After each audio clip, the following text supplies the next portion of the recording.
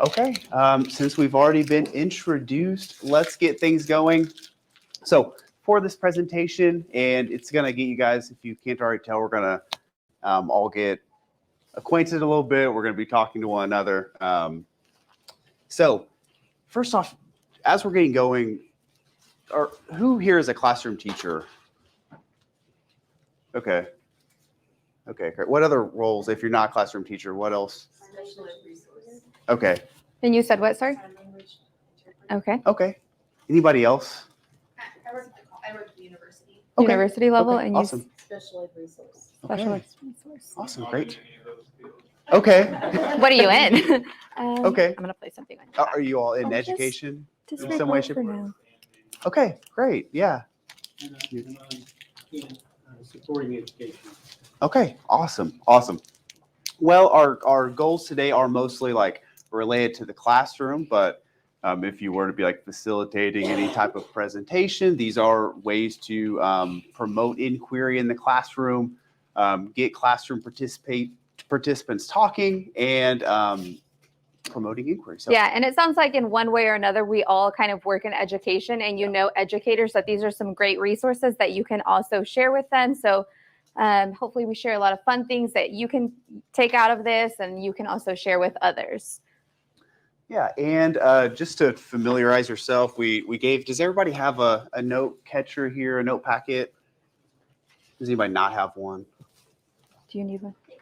Okay, so on the front, as You're we go, you can jot notes down or not. Does anybody need a pen or pencil? Yeah. So the left-hand column, just reflecting on how these strategies were used today, and then the right-hand column in your workplace or classroom, how could you use these when you go back? And then as we go through, there are supporting documents for each strategy. Okay, so as you know, you got something on your back as you came in. This first strategy we go through is going to be called Kick Me. And through this strategy, you're going to stand up, you're going to find a partner, and you're going to ask yes or no questions to try to identify what is on your back. So to make this a little bit quicker, because it could be anything, with it being a kind of a geography-related conference, were geographic terms. Everybody is some type of geographic term, and you can see the categories in the back, on the doors, and then here, like we're flight attendants. So, okay. Any questions about that? So we do have landforms and rivers, continents, religion, and languages, just an FYI. Yeah. Okay. Well, let's start having some conversation, figure out what you are. So once you figure out where you think you go ahead and just kind of rotate towards your section of the room. And I would say start by getting up and maybe finding an elbow partner that you can ask those yes/no questions based off of the categories of what you might be able to be.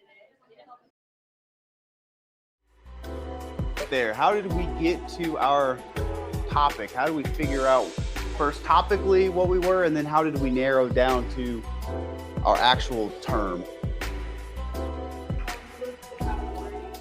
Yeah. Yeah. And then what was the next step? You figure out the categories, you start asking, all right, am I a language? Location. Yeah. For sure. For sure. Okay. Great. One great thing about this strategy, while it's also like reviewing, what do we now have? Groups. So this is kind of multifaceted in that way. Okay, everybody go ahead and find your seats. Get out of y'all's way. I know. I'm gonna go this way. Do we keep these on? If you you want can take to. them off. Yeah, we'll help you afterwards as well. Or now with your elbow partner, take it off. I'll move out of your way in a second.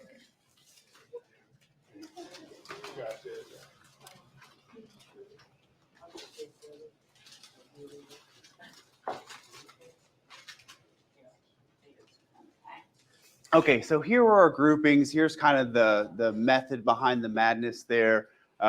We had these 4 different groups, and we started really generally, but you can think about based on your trainings you may give on, you may present on your classroom environment, what these categories could be for your specific needs. So start to think about and jot some notes down if you choose to do so on that front page of the note catcher at the top where you see kick me. Think about how it was used today, but then in your role, how could this be used? And as we're thinking, what comes to mind? How could this help students identify themes or review key content? How could you use it to group students up? What could be an example of that?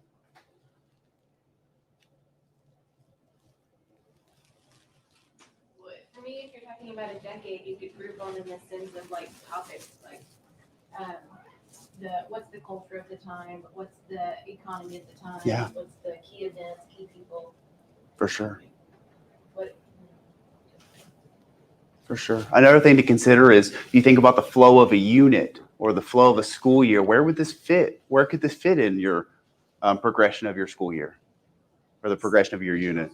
I'd say basically right after spring break, because they're just zombies after spring break, and this would revitalize them. Yeah, used to wake them up. You could use it as a preview or a review. Mhm. Absolutely. Anytime you have hard vocabulary words that we want to review, this is also a great option. Yeah. Yeah. So now we're transitioning. Here's our big essential question for the day. How do we promote inquiry? How do we promote inquiry in our classrooms? Here you go. So we're going to kind of branch off of that question of how do we promote inquiry in the classrooms? And I know not everybody is in the traditional classroom setting. So just think in general in your setting, how can I promote inquiry? So what we're going to do is we're going to go to the last page of our packet, and we have a T-chart looking graph thing that says, I used to think, but now I know. And we're only going to fill out the left-hand side that says, currently I used to think. So using that essential question, we're going to think about what do we already know about inquiry? So what do I know about what inquiry looks like? And this can be in the classroom, or this can be in whatever setting that you professionally are in. So what do I know about inquiry in the classroom? What is my prior knowledge? So take a few seconds to just jot down some notes on there. And as you're doing that, because we love a good tech tool as well, we're going to have you go to menti.com. You can also just use your cell phones and scan that QR code if you don't have a device nearby. And you will just enter that code and you will see this same question on there. Go ahead and transfer some of your responses from that T-chart onto the open responses on Menti. So you can just either go directly menti.com and it should take you to where you enter code, or you can just direct your camera to that QR code and it should scan and open up Menti. And if anybody needs some help getting there, just let me know and I'll walk around and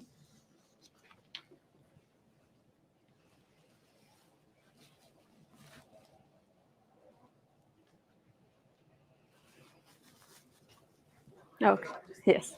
No, you're good. I know I talk and think with my hands as well.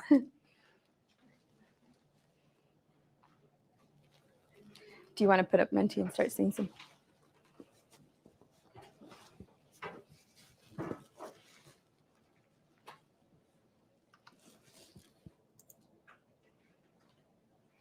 Okay, so I see that we are putting down that inquiry in the classroom looks like us, or in general, looks like us asking questions and adding to that curiosity. It's engaging. It's self-discovery. We have questioning. It can also be confusion. It's self-led. It can be having open-ended questions. So these are all great resources and responses. And if you see something that is on here that you're like, oh, this is really cool, I'd like to add it to my T-chart, feel free to add it as well. So we're going to kind of come back to what inquiry looks like at the end of the session to see if there's anything else that we can add on to what we think inquiry looks like in the classroom, or in general. It looks like we already have a really good understanding of what inquiry can look like. So, oh, I guess I have this. So what we're going to do today, you just explored one strategy, Kick Me, that can help promote inquiry. We're going to look at several different ways that we can help promote inquiry as well. And we just practiced one with Mentimeter. While Mentimeter isn't necessarily a strategy, it is a cool tech tool that can help support inquiry and discourse in the classroom and the professional setting. We use this a lot at the K-20 Center for our all staff meetings. For any small group committees that we might have, we use this often. So the cool thing about Mentimeter is that you're getting real-time responses and it's low stakes in the sense of it's anonymous, right? I didn't know whose response was on there. And I'm starting to see all the answers populating. So this strategy can really help open up classroom-wide discussions or committee-wide discussions or center-wide discussions. And as a classroom teacher, what I could do is I can start my units with Mentimeter. And if I really want to have students asking questions, and we were actually having this discussion a little bit earlier, that when it's an educator up there, or if it's somebody that our students find intimidating, or even just like their peers, it's hard to ask questions when you don't want to be the one that's like, I don't want to ask that question, but I really hope somebody asks it, right? Like that's me all the time as an adult. I'm like, I hope somebody asks that because I don't want to ask it. So Menti is a great way to open that conversation up. If you have a question, drop your questions in there. And me as the teacher or as a facilitator, I can know that these are some things that I need to cover as I go through my unit or as I go through my presentation. I see that students have or participants do have these questions. So it is low stakes. And then you can also use this in the beginning and at the end. So in the beginning, what questions do you have about X topic that we're about to cover? And then at the end, I can also use it to evaluate, do you still have any other questions?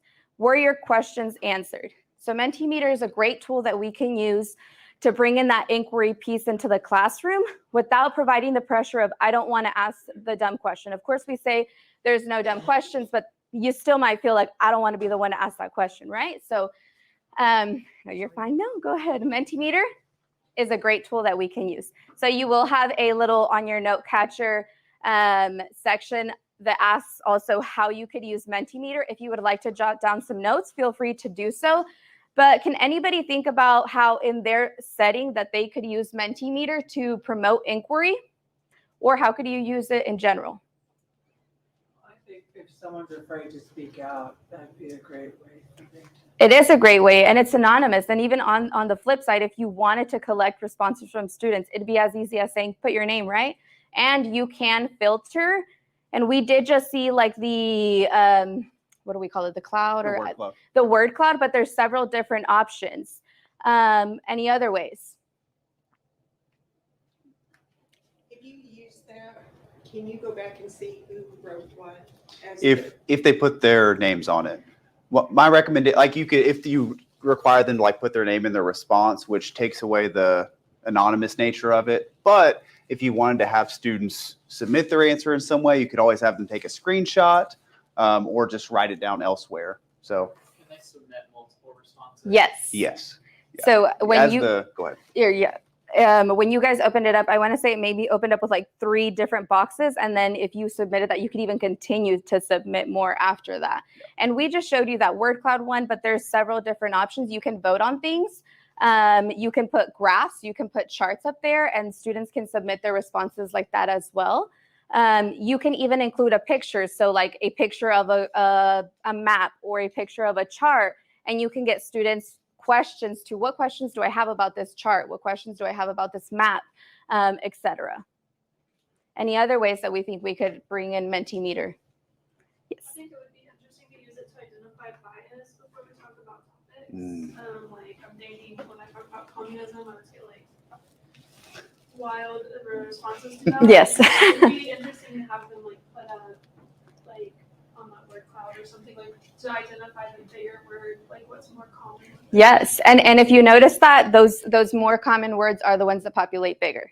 So kind of building on what you said, kind of almost like a KWL chart, but like just the K part, right? Yes, What yeah. you know in advance. And you could even progress to like the W and the L later and just formulate the question differently. It's a great way. Anything else? And just as a plus, you can filter for profanity, so always a plus. Right. Yes, we definitely can. There's teacher filters on there that you can definitely use, or presenter filters that you can use. So just keep Mentimeter in mind as a great tool. It is free, like for the basic version, which I mean, we just pretty much use the basic version, but you do have access to that free. And it's just menti.com. All right, so moving on to what inquiry is. So we're going to try and dive deep into hopefully some strategies that can address these things. But inquiry can look like it's, and you guys actually said a lot of these things already. It's student-centered and it's question-driven. Inquiry is also engaging students and exploring sources of information, but it's also gathering resources. Would anybody like to share what their group observed on this map? What did we observe on this map? So like we said, like our eyes first went to like the different groups of red and blue states, and then how Missouri was different. Mm-hmm. That was interesting, yeah. Did anybody observe anything else? Yes. We were trying to put perspective with both each seventh graders, that the different numbers on each state, like the first thing that helps is with that. Yeah, exactly. That's an important part. Yeah. Yeah. Yep. Any other observations that really stood out to us? I think for me, call DC. The DC? It's not often pulled out like that. No. Yeah. You're right.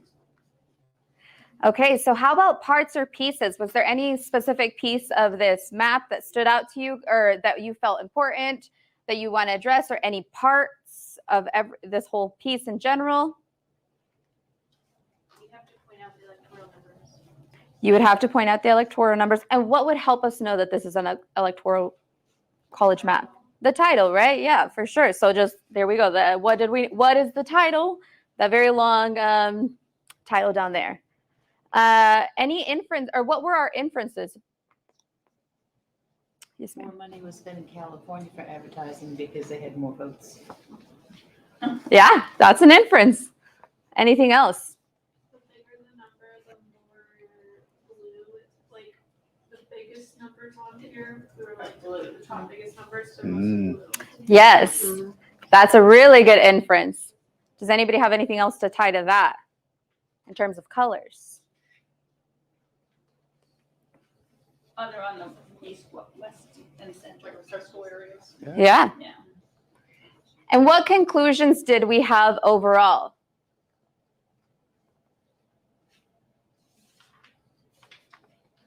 You can put, once again, just because it's a big state doesn't mean it has a lot, like, Montana is a big state, it only has 3 votes. Yeah. Another thing you could do is, does it look much different from like an 1860 map? Yes. Any other conclusions that we came up with? I said most swing states went blue. Most swing states went blue. And notice, yes, ma'am, go ahead. So states that have a lot more services and manufacturing tended to go blue. Yeah, that's a really important piece. So the cool thing about optical is if I hadn't thought about that, the fact that you mentioned that, I'm like, oh, I see it now, right? Or some of these inferences that you guys made, I'm like, oh, I definitely missed that the first time I looked at it. Or why does Montana physically look so huge but only has 3? So even just hearing these conversations, now I have more questions. And now I have more questions that I could probably put into a Mentimeter later to ask my teacher, right? Or ask my presenter. So optical, again, is just a really great resource to ask meaningful questions, but also to come up with other questions as I'm starting to hear that conversation piece from my peers around me. So thinking about optical. I think another thing though, sorry. No, go ahead. Is, will you go back? Yeah. Would be to like ask kids if they're surprised at where states go, but then look at, interesting to me is Alaska and Hawaii. I mean, I don't know, I guess I would have always thought they were both blue. Interesting to see Alaska to be, Yeah. Red because it's oil state. I get that, but I mean. But that's a great question to ask. And exactly, it's interesting, right? It's also Sarah Palin that year. It's also 2008. This is a 2008, which again, we could make an inference based off of the years and that we see in the images and the titles. And I know it's really hard to see, but the names are right there in the right-hand corner in a tiny, tiny little box. Independence. Undecided. Sorry. So it's Obama, McCain, undecided, and then on the bottom it says, I'm like, I can't even read, electoral votes per state. Missouri can split their electoral college votes, which is probably why Yeah. on November 7th they were undecided, Mhm. because you don't know, they wait until all of the votes are counted. Right. I thought they were split states. I thought Nebraska and Maine were split states. And see what is happening here organically is what we want to happen in the classroom, right? Some more discussion and some more questions coming up that it's like the opposite of where I'm like, what do we see from the image? And we're like, it's blue and red, right? Mhm. So that's a really cool thing about structuring our images, our maps, our charts with a strategy like optical, because it does open up more conversation.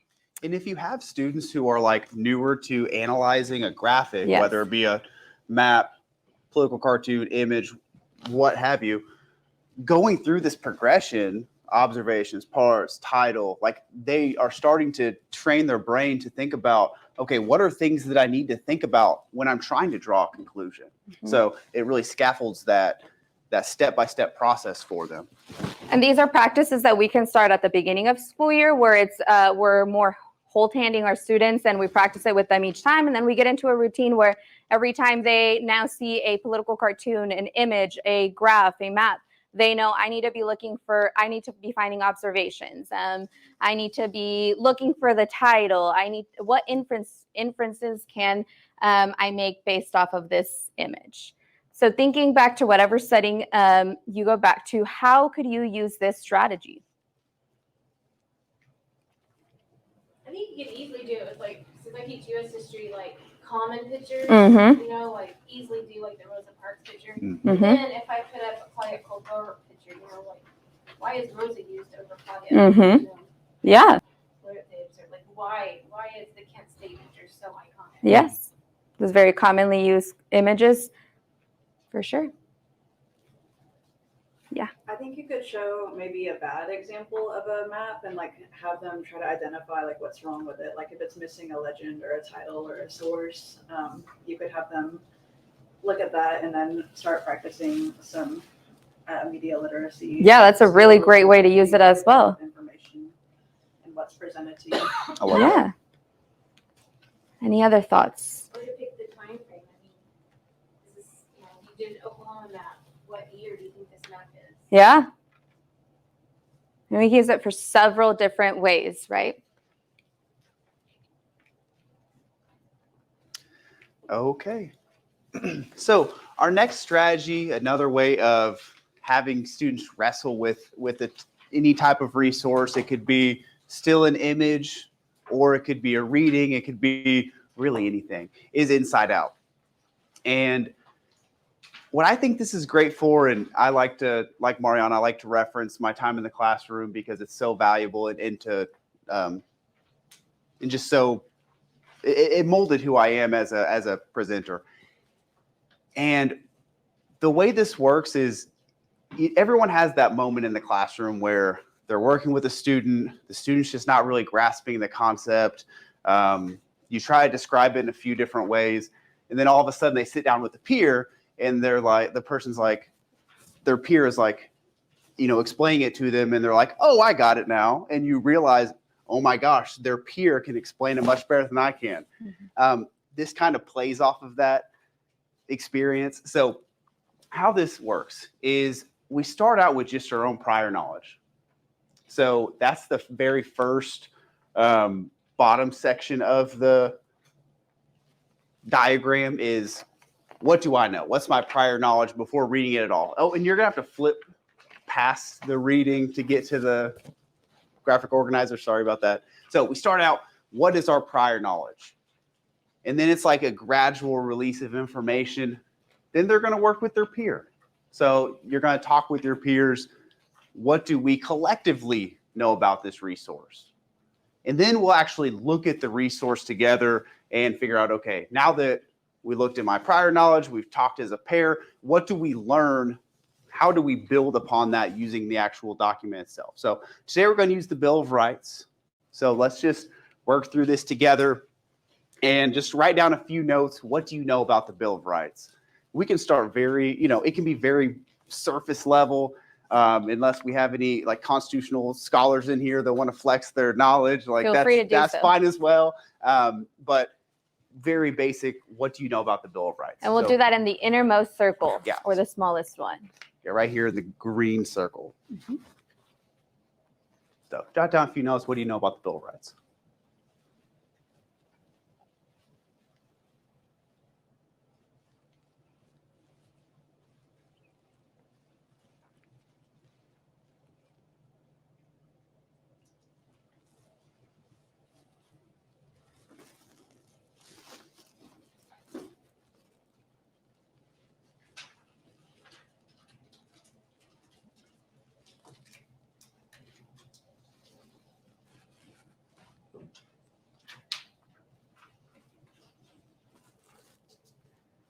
Okay, as I see everyone's putting their pens or pencils down, get with that same group you were just discussing with during optical, and just what are the ideas you wrote down, and start to focus on some of these discussion questions. What was the purpose? What do you know about this document? Just to kind of guide your discussion a little bit. I know they're super broad questions, but what do you know about it? What was the purpose? And document these notes you take in that middle section. So this blue section up here. I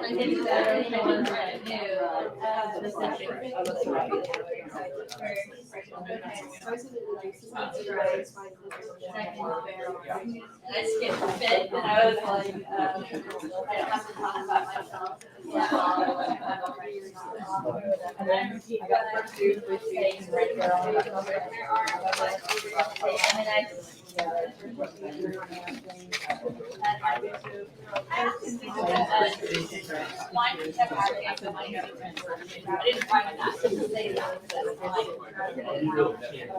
yeah.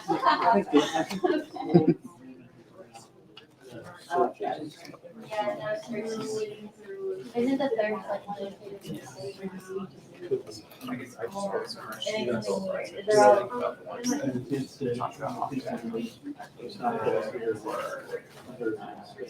and I thought it can't be the I only said long.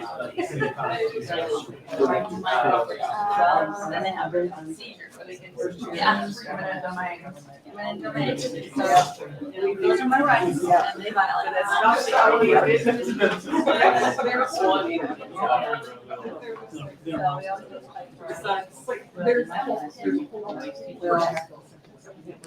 Besides it.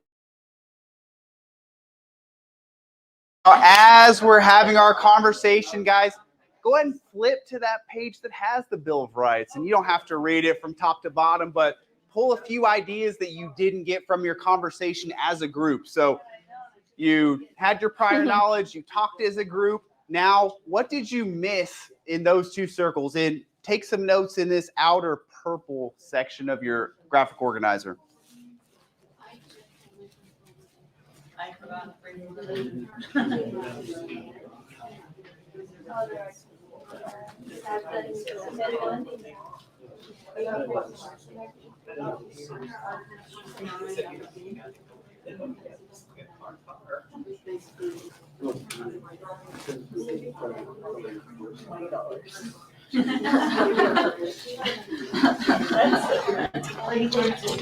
I guess that they haven't accounted for inflation. No.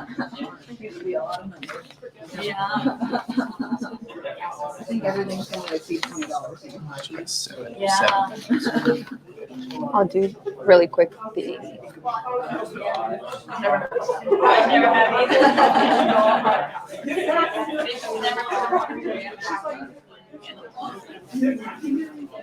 All right, you guys, for the sake of time, let's just have a little conversation about this.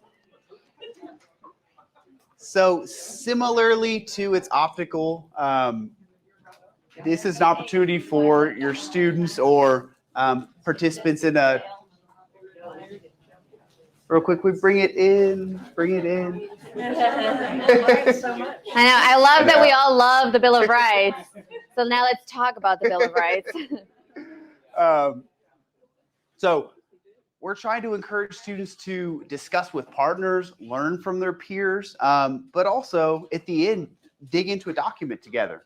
Could be a reading, picture, photograph, whatever you're using in your classroom. So quick reflection back on the front page of your note catcher. What are ways that we could use this? How could you see yourself using its optical in the classroom or wherever you're at in your workplace? So I think by students analyzing primary source documents, talking about it with students,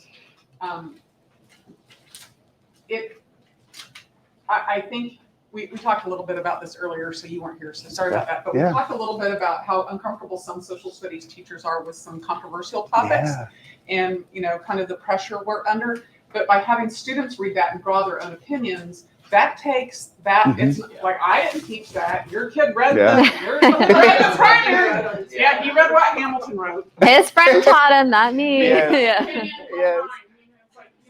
So it's like, well, well, what do they think? Our founding fathers were prolific. Like, let them read what founding fathers wrote, And so I think that there's, I don't want to say that to hide behind, but it takes that heat off of us that we're not trying to indoctrinate anybody. Absolutely.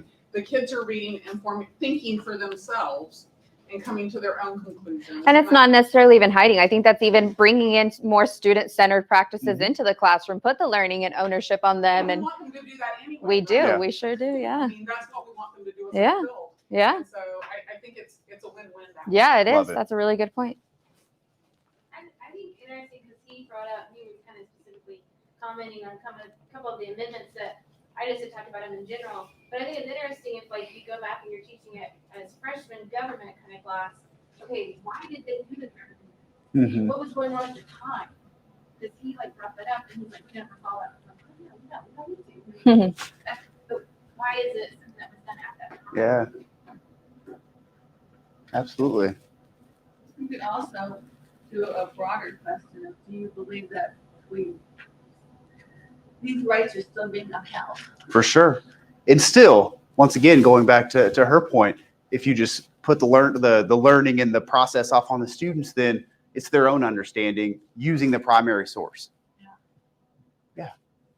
I like too that it's group work, but it's also individual work.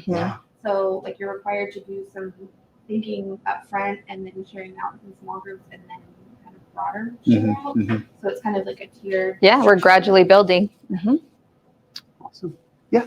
Well, I also think it's really great with these kind of students are talking amongst themselves, kids who are struggling readers, but also English language learners. Yeah. That they're building that oral vocabulary and those oral skills, in addition to, that will help them, I think, with written language as they develop their language skills. Yeah, So I think that really helps with their comprehension and understanding as well. So. For sure.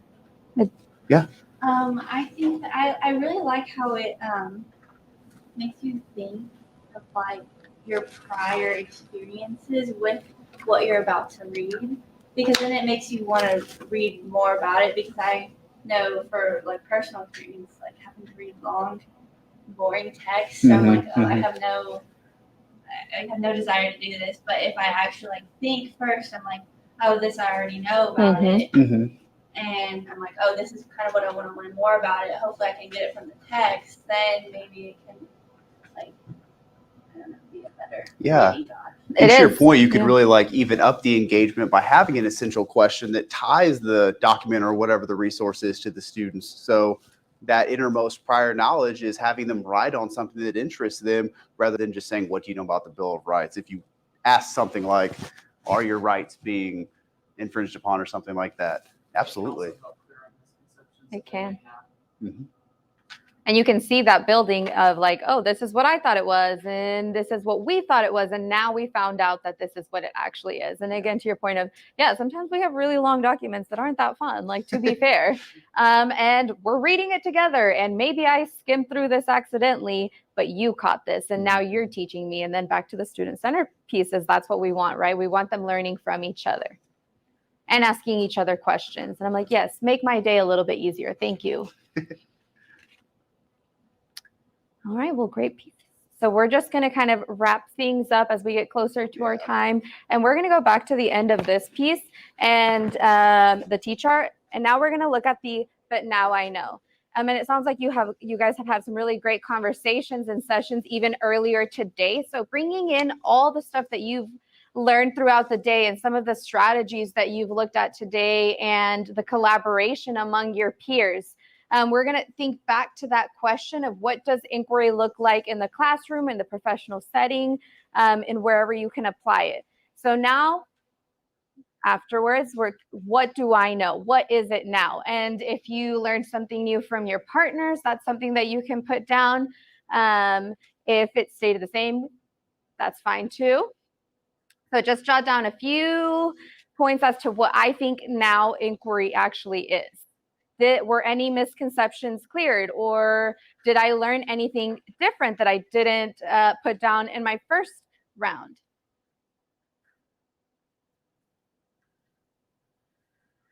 And as you're doing that, I'm just going to talk a little bit about I used to think, but now I know. This is also a great way to bring in that inquiry piece into classrooms, and it could be done very quickly, and it can be done very informally. We can start the day out asking questions. What do I already know about this topic? Like we said, a lot of the stuff, especially on our contents, we build throughout each year, right? So they've heard some of these terms before, and if you just take a second to think about it, I'm like, what do I know about this? Okay, I know this is this. I know this is a document. I know this is a map. I know this topic is this. So you can start out with asking students to question themselves as to what they already know about this topic.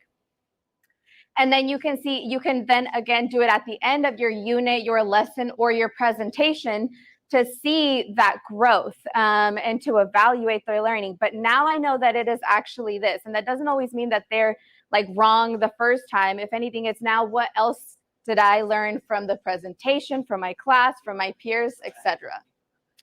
So just thinking about I used to think, but now I know.